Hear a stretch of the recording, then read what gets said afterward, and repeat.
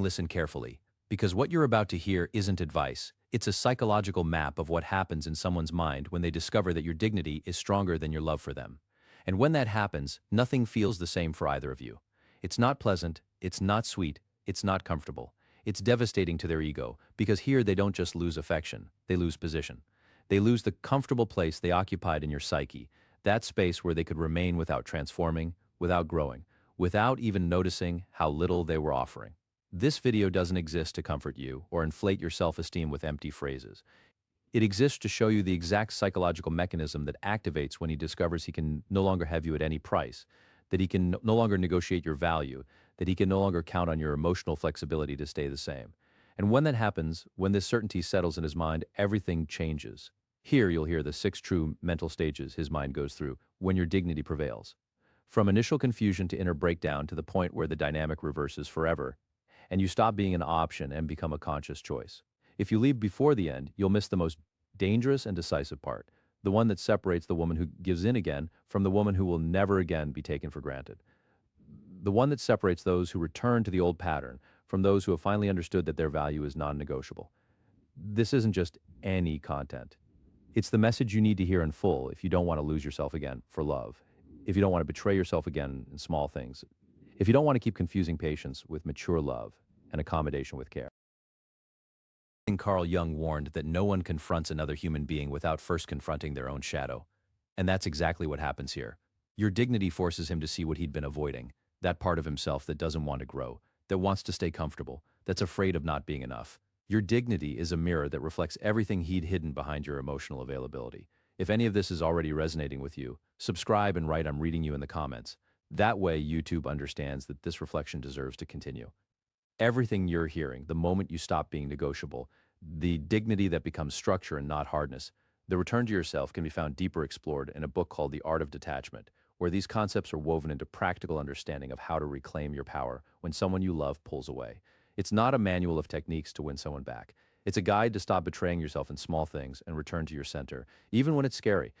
If these words are reaching deep inside you, the complete journey is there waiting for you. You'll find the link below in the description. Because if you listen to it at the right moment, it doesn't change your mood. It changes the inner structure from which you love. It changes how you allow yourself to be treated. It changes the filter through which you choose who enters your life. The first stage begins with a moment that seems invisible from the outside, but that shifts everything internally. This is when he realizes you're no longer negotiable. Listen carefully, because here we're breaking a very common fantasy, one you've probably believed too. A man doesn't notice he's losing you when you leave. He notices when he can no longer move you internally. It's not a phrase you say. It's not a boundary you announce. It's not an emotional scene you create. It's a silent shift in your inner position, and when it happens, he perceives it long before he can explain it in words. He feels it in your silence. He feels it in the way you no longer react like before.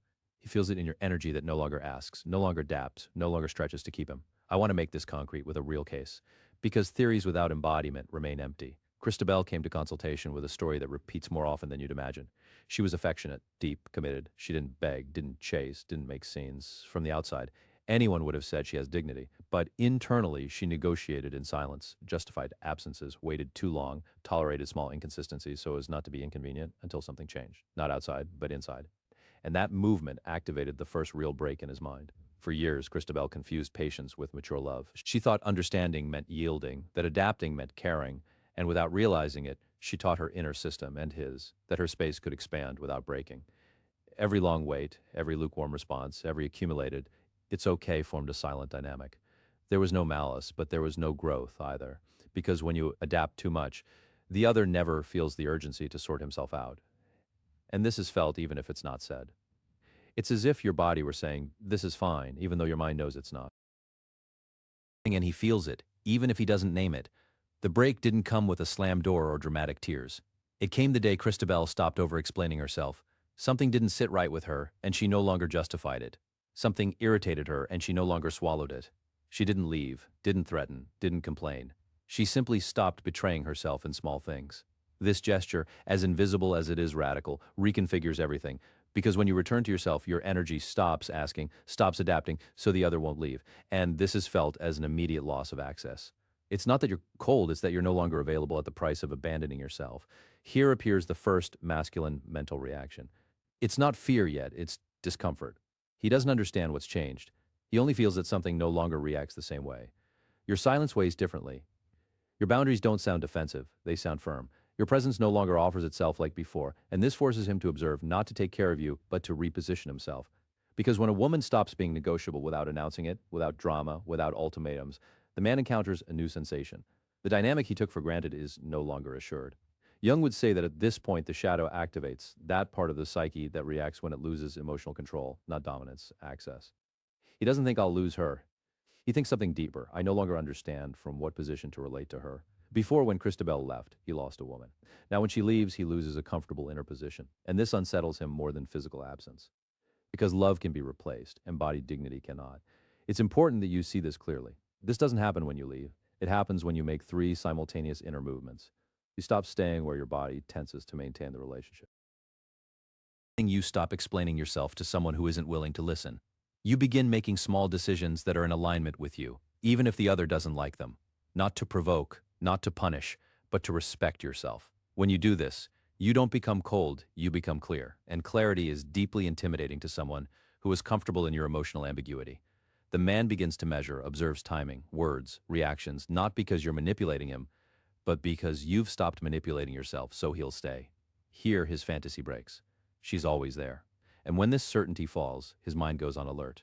It's not love yet, it's reordering, because no one appreciates what seems unconditional, but they do appreciate what has silent boundaries. This is the true beginning of psychological respect. Many women believe dignity is hardness, that it's cold rejection, that it's closing the heart. No, dignity is inner coherence maintained over time. It's not an emotional reaction, it's a structure. Christabel didn't become distant. She became integral, and this activated in him a dangerous question. What place do I occupy now? You're no longer a reaction, you're a presence. You no longer chase, you choose. And this constant choice without words disarms every dynamic based on comfort. There's no punishment here, there's structure, and structure organizes more than any declaration of love. This step is silent but irreversible, because once your system learns it doesn't need to tense to love, it can never go back. He feels it even if he doesn't name it. He knows something has changed, that he can no longer count on your emotional flexibility, and this forces him to define himself, grow or withdraw. Both options arise from the same point, your return to yourself. Not from an external threat, not from punishment, but from an inner integrity that's no longer negotiable. I want you to hold this phrase as an anchor because it changes the entire chessboard. I don't have to leave to stop being negotiable. I have to return to myself. When you integrate this, the bond stops holding together by inertia, and the masculine mind, losing its comfort, begins to compare not you with the past, but with any other woman who doesn't embody this level of coherence. And there's something even deeper begins. In the next step, we'll enter this critical point. Why does your dignity activate more respect than all the love you've given? Because without you realizing it, he begins measuring what he had with you against what he can no longer obtain so easily. This is the moment when the inner game becomes irreversible, and when you stop being a memory and become a reference, an inner reference that doesn't erase easily, not even when the relationship ends. The second stage reveals why your dignity activates more respect than all the love you gave together. It hurts, but it liberates. Listen well, because this is the point where many women get confused. Love without structure becomes landscape. It's there, it sustains, but it doesn't organize. It's beautiful, but it doesn't transform. What truly reorganizes a man's mind is the inner form from which you love. When you love without abandoning yourself, when you don't shrink to adapt, when you maintain your axis, even when you love deeply, he can no longer read you from comfort.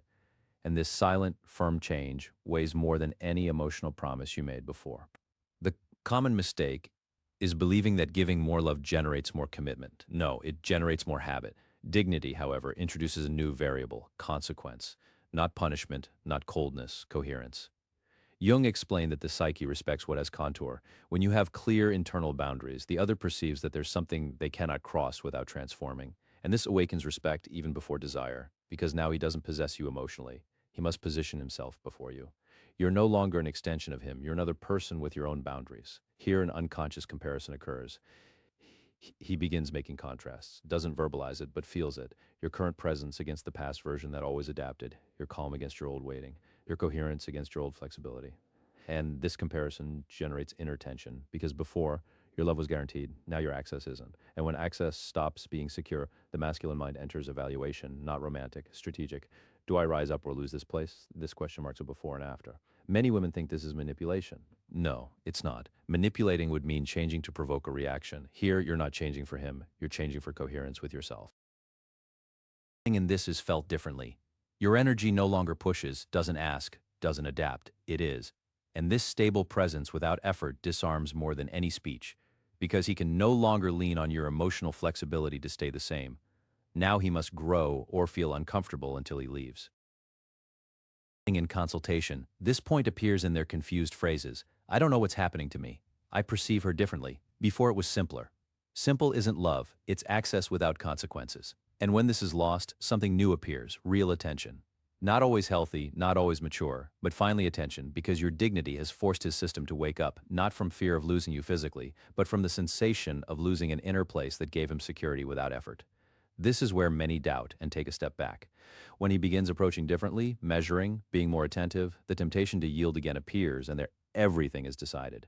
Because if you use your dignity as strategy, it dilutes, but if you maintain it as identity, it solidifies. Jung would say this is the moment when the bond stops being projection and becomes conscious choice, and not everyone is ready to choose from there. Your dignity doesn't guarantee he'll stay. It guarantees something more important, that you won't lose yourself. And paradoxically, that's what has the most impact, because you no longer move from fear of losing him, you move from respect for your inner axis. And this emotional autonomy changes the balance. He's no longer the evaluator. Now he's the one who must understand if he can live up to the coherence you embody without announcing it. This respect doesn't arise from sacrifice, it arises from boundaries, not from drama, but from maintained calm. When you don't react from the wound but from clarity, he can no longer play at the same level as before, and this makes him uncomfortable, but also awakens him, because dignity doesn't seduce like attachment does, but it leaves a trace that doesn't erase easily, not even when the relationship ends. You become the inner reference, not the romantic memory. I want you to see this without idealizing. Some men grow before this, others withdraw. Both results are coherent.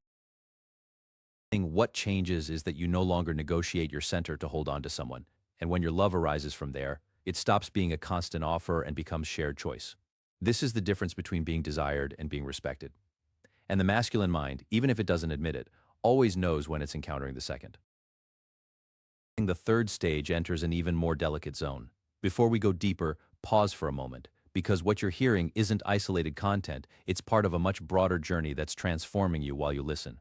What happens when he begins to feel fear, not of losing you, but of not being enough to keep you? There appear contradictory behaviors, approaches and withdrawals, silent tests. And if you don't understand this point, you can confuse intensity with love. But if you understand it, you'll remain steady while the dynamic completely reverses from within. This is when respect begins transforming into silent fear.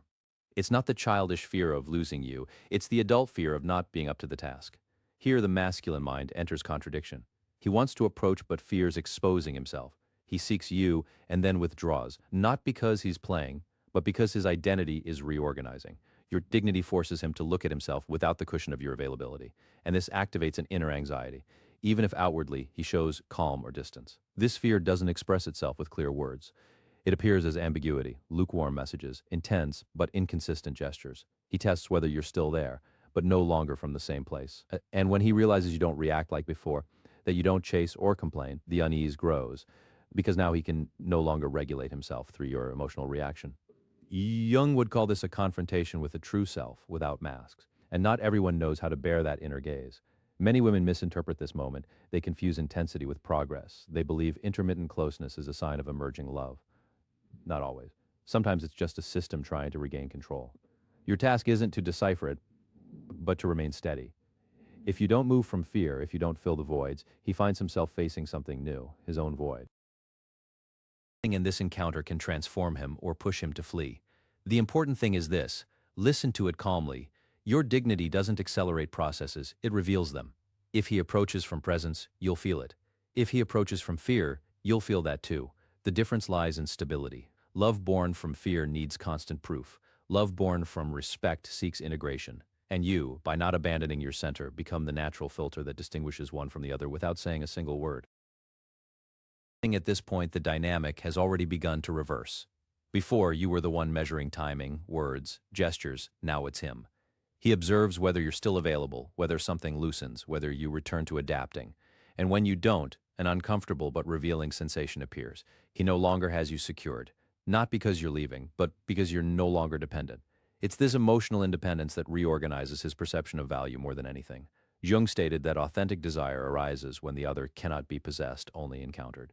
Your dignity removes you from the position of emotional object and returns you to that of subject, and this changes the gaze. You're no longer the one who's always there. You're the one who chooses to be there. This difference seems subtle, but it completely transforms the experience of the bond because now he no longer relates to your dedication, but to your conscious presence. This is a delicate phase for you too, because if he shows fear or confusion, it can awaken your old role. Reassure, explain, support. Here is decided whether your dignity is identity or strategy. If you give energy back to the bond, the system returns to the known. If you maintain yourself, something new is installed, not from coldness, but from inner coherence. And this coherence begins requiring from him a clearer position. Some men at this point rise up, become more present, more emotionally responsible. Others weaken, not because you were wrong, but because the level has risen and dignity doesn't negotiate downward. You don't push, don't threaten, you simply don't descend. And this redefines the bond without confrontation, because true respect isn't imposed, it's embodied. And when it's embodied, it can no longer be ignored. I want you to observe something important. When he begins to change, it's not because you convinced him, it's because your integrity put him in front of himself. And when he doesn't change, it's not failure, it's information. Your dignity saves you years of confusion, shows you who can meet you at the level where you are, and who could only love you when you made yourself smaller. This clarity hurts at first, but liberates in the long term. In the next step, we'll enter the point of no return. When he understands he can no longer return to the version of you that bent, a definitive inner decision appears. Not always conscious, but determining and depending on how you maintain yourself at that point. This decision can transform him deeply or seal the ending with an elegance that wasn't possible before. The fourth stage marks the moment he understands there's no going back. The version of you that waited, that adapted, that yielded, just to maintain, she's not coming back. And the certainty doesn't arrive with a conversation. It arrives with an irreversible inner sensation. He can no longer provoke the same reaction in you, can no longer count on your emotional availability. Something is closed, not from resentment, but from coherence. And when this happens, his mind stops testing and begins deciding from a deeper place. Here appears a silent mourning. He doesn't cry for your physical absence. He mourns the loss of a dynamic that gave him security without effort. And this hurts more than you imagine, because confronting a woman who doesn't back down forces him to accept his own limitations. Jung defined this point as the death of a projection. You no longer carry his voids, and when the projection falls, only two paths remain: mature or withdraw emotionally. If he decides to stay, the way he looks at you changes, no longer from comfort, but from conscious respect. He begins to regulate himself, to take emotional responsibility, to measure what he offers, not from fear of losing you, but because he understands he cannot maintain you from the same level. Your dignity has raised the standard without demanding it, and this movement redefines the bond. You're no longer refuge, you're encounter. And not everyone knows how to love from there. If he decides to go, even the closure is different. There's no persistent drama, no eternal back and forth. There's a clear sense of inner boundary. You don't chase explanations, don't try to convince, and this leaves a trace, because even if he leaves, he carries with him an impossible-to-erase reference, that of a woman who didn't negotiate her access for love. This image returns later when other dynamics are no longer enough. This point is decisive for you because doubt usually appears here. Was I too rigid? You were coherent, and coherence is never excess. Love that survives only if you shrink isn't love, it's dependency. Your dignity didn't destroy anything precious, it only revealed what couldn't sustain itself at your level. And even if it hurts to let go, something in you begins to rest. There's no more constant tension or silent self-abandonment. Jung would say that here begins your true individuation. You no longer define yourself by being chosen, but by choosing yourself. And this identity transforms all your future bonds, because now you don't love from lack, you love from presence. You don't seek to be enough, you already are. And this energy changes how others approach, not from request, but from recognition. Your dignity becomes the natural filter. This step marks the definitive before and after. It doesn't matter if he returns or not. You never return to the version that waited for crumbs. And this is the true gain, because now you know you don't need intensity to feel valuable, nor promises to stay. Your calm becomes home, and from there can only enter those who know how to inhabit it without seeking to disturb it, to feel superior.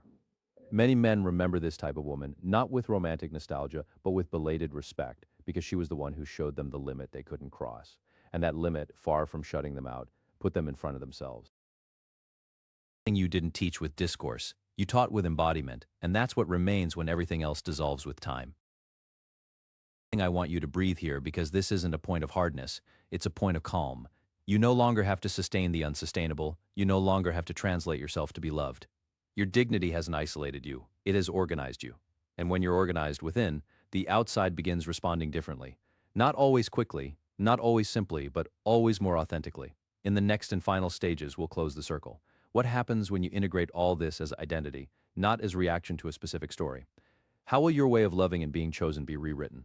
There, where you no longer define yourself by who stays, but by what you'll never again allow.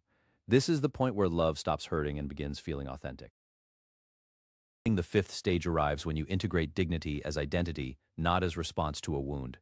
Here you no longer act from the past, you act from presence. Your decisions don't seek an effect, they seek coherence, and this is noticed. Your yes has weight, your no rests. There's no urgency to define anything because you're already defined from within. This stability changes how others read you because there are no longer emotional cracks through which to enter to negotiate your value. At this point, love stops being a continuous test. You no longer need signals to feel secure. Your body is aligned with your boundaries, your word with your actions. And this congruence, so simple and so rare, becomes magnetic, not through seduction, but through clarity. Whoever approaches perceives it, and whoever cannot sustain it withdraws without noise. Dignity doesn't argue, it organizes the field. Here, something subtle happens. You begin noticing you no longer hook into vague promises or intensity without direction. Your system recognizes the difference between presence and performance. This saves you time, energy, illusions. You don't become demanding, you become precise. And emotional precision is a language understood only by those ready to connect without games. The rest falls away on its own, without collision. Jung spoke of integration as the act of stopping, fragmenting yourself to please others. That's what you do here. You no longer separate what you feel from what you allow. You don't negotiate your intuition to maintain a bond. And when someone tries to cross a boundary, your body reacts before your words. There's no anger, there's an elegant withdrawal, and this withdrawal, far from closing the heart, protects it. This is the point where many say, I no longer attract the same type of people. Exactly. Because you no longer transmit from lack. Your dignity changes the frequency. You no longer call in those who need to be held, but those who know how to hold themselves. And this doesn't guarantee quantity, it guarantees quality. Less noise, more truth. Less fear, more choice. Your love life doesn't simplify because you love less, but because you love yourself better. Here, the memory of him loses strength, not because he wasn't important, but because he no longer occupies the center. The center is you, and from there the past organizes itself without resentment. You're grateful for what you learned, and you move forward. There are no open accounts. There are inner closures. This is true liberation, not when the other returns or asks forgiveness, but when you no longer need him to be at peace. This change is noticed even in silence. You no longer explain your boundaries, don't justify your decisions. You simply act in coherence, and this coherence becomes your new normal. Whoever arrives late perceives it. There's no reproach, there's natural distance. Dignity doesn't build walls, it establishes thresholds, and only those who know how to cross them without invading enter. When you look back, you understand something important. You didn't lose love. You gained inner structure, and this structure is the foundation of every healthy bond. Without it, love overflows and wounds. With it, love contains itself and grows. Jung would say that here the bond stops being compensation and becomes true encounter, two emotionally adult people who choose each other, who don't need each other. This is a legacy of your dignity, not changing anyone, but moving yourself to another place, leaving the role of constant option and inhabiting that of conscious choice. And from there, everything reorganizes, your relationships, your energy, your decisions. You no longer chase, you attract presence. You no longer fear losing. You trust your capacity to choose better. The sixth and final stage arrives when everything reconfigures from within. You no longer act from reaction, you act from identity. This is the point where dignity stops being a concept and becomes your natural way of being in the world. You don't ask yourself what to do so the other stays. You ask yourself if that bond honors what you are now, and this silent question guides every decision. There's no urgency, no fear, there's a firm calm that's no longer negotiable. Here, something profound happens. Your nervous system learns that love doesn't have to hurt to be real. You no longer confuse intensity with connection or sacrifice with commitment. Your body recognizes when something is healthy and when it's not. And this inner intelligence saves infinite explanations. You don't have to close cycles with words. You close them with coherence. And that coherence is felt even in your silence, even when you say nothing. Many men don't forget a woman like this, not because she was perfect, but because she was integral, because she didn't betray herself to be chosen, because she showed without speaking what someone who respects themselves looks like. Jung said that what isn't integrated repeats itself, and you have broken the repetition. That's how you became an inner reference point for whoever knew you. Not everyone recognizes it immediately, but everyone remembers it. This is the point where love stops being a psychological game. There are no more tests, strategies, roles to maintain. There's presence, there's reciprocal choice, and if there isn't, there's still peace because your value no longer depends on being desired, but on being faithful to yourself. This inner faithfulness is the foundation of every bond worth living. Without it, everything is negotiated. With it, everything is organized. I want you to hear this with tenderness. Not everyone can love you from this level, and it's not a loss, it's a natural purification. Your dignity doesn't exclude, it filters. It lets in those who can sustain a relationship without depending on your self-sacrifice. And even if the path becomes more selective, it also becomes lighter. Less noise, less confusion, more truth. When you integrate all this, you no longer look back with guilt, but with understanding. You understand why you yielded, why you waited, why you adapted, and you also understand why you can't do it anymore. Not because you're hard, but because you've grown. And growing means letting go of old versions of yourself. That too is self-esteem, one that doesn't need to prove itself, only sustain itself. Carl Jung spoke of individuation as the most courageous act of the human being, becoming what you truly are, even if it means losing bonds that existed only through dependency. You have walked this path, and thus you've changed the way you love. Choose and let yourself be chosen. You no longer seek to complete yourself. You share from your fullness. This is love that doesn't consume itself. If this message has reached you, stay a moment, like and subscribe. And if you want to carry all this with you, not as a momentary emotion, but as an inner structure that remains, visit the link below in the description. Small gestures that help this space grow together with you. And tell me in the comments which part touched you most, because when we share from truth, YouTube favors what we choose together. And this type of reflection only reaches those who are ready to hear it. Don't forget this when you close the video. Your dignity isn't a barrier, it's a lighthouse. It doesn't chase love away, it orients it. And whoever from now on comes towards you will come knowing they cannot take you for granted, but they can find you through choice. This is the difference between a bond that consumes and one that sustains. Today, you don't leave with techniques, but with an embodied truth. You don't have to prove your value or convince someone to stay. Your simple presence, aligned and firm, already says everything. As a final reminder, integrate it into a phrase that will accompany you from now on because it defines your new place. I am the boundary that teaches how to truly love. This phrase contains everything. It's not a threat. It's a declaration of integrity. When you carry it within, your way of being in relationships changes completely. You're no longer the one waiting to be chosen. You're the one who consciously chooses. You're no longer the one who adapts for love. You're the one who loves from your fullness. And when you love from there, when you love from this place of embodied dignity, everything changes. Others feel it. Your body knows it. Your energy communicates it without words. And from this moment forward, whoever enters your life will have to learn to relate to a woman who doesn't negotiate her center, who doesn't betray herself in small things, who doesn't confuse patience with mature love, who doesn't believe adapting means caring. This is the woman you've become. This is the woman who remains. And this is the woman who will never again be taken for granted. Because your dignity isn't a temporary reaction to a wound. It's an inner structure that has consolidated. It's a way of being that isn't negotiated. It's a boundary that teaches how to truly love. And when someone learns this lesson from you, when someone understands they can no longer count on your emotional flexibility to stay the same, when someone encounters a woman who doesn't bend, then true transformation happens. He won't always change. He won't always stay. But you will be changed forever. And that's the true gain, because you no longer depend on what he chooses to do. You only depend on what you choose to allow.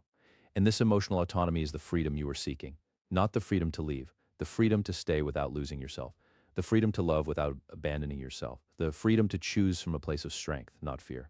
This is the legacy of your dignity. This is what remains when everything else dissolves. When feelings soften, when passion calms, when time passes and things change, this remains. The awareness that you didn't betray yourself remains. The certainty that you maintained your axis remains. The peace of knowing you loved from your integrity remains. And this peace, this awareness, this embodied integrity is what no one can take from you. It's what you'll carry into every future relationship. It's what you'll communicate without words to whomever you meet. It's the lighthouse that guides your path. And when someone arrives in your life, they arrive knowing they cannot take you for granted. They arrive knowing there are boundaries. They arrive knowing your dignity is non-negotiable. And if they're ready, if they're mature, if they're willing to grow, then they can enter, then they can love you from a place of awareness. Then they can choose you not because you're available, but because you are authentic. This is the love worth living. This is the bond that sustains. This is what happens when you integrate dignity as identity. When you stop using it as strategy and begin living it as being. When it's no longer a reaction to a wound, but an inner structure that sustains you. When it's no longer something you do, but something you are. Then everything changes. Then love stops hurting. Then bonds stop consuming you. Then your love life transforms. Not because you find someone different, but because you are different, because you are integral, because you are aware, because you are faithful to yourself. And this inner faithfulness is the foundation of everything that comes after. Remember it when the video ends. Remember it when doubt arrives. Remember it when the temptation to yield presents itself. Remember it when someone tries to negotiate your value. Always remember it. I am the boundary that teaches how to truly love. This is your new identity. This is your new home. From here, you don't go back. From here, you only move forward. And everything that comes after is built on this solid foundation, on this embodied integrity, on this dignity that isn't negotiated. This is true power, not the power to control others, the power to control yourself, the power to choose consciously, the power to love from your fullness, the power to say no without guilt, the power to say yes only when it's authentic. This is the power that dignity returns to you. And once you have it, once you feel it in your body, once you live it in your daily life, you can never go back. You don't want to go back because you know what it means to live from a place of integrity. And you know what it means to live from a place of compromise. And you always choose the first, always, without exceptions, without negotiations, without doubts. Because your dignity isn't a choice you make every day. It's a choice you made once and for all. And from there, everything else follows naturally. Everything else organizes itself. Everything else aligns. And your love life, your entire life, transforms. Not because someone changes, but because you have changed. And this change is irreversible. It's permanent. It's your new reality. Accept it, celebrate it, live it fully. Because this is the woman you've become. And this is the woman who remains.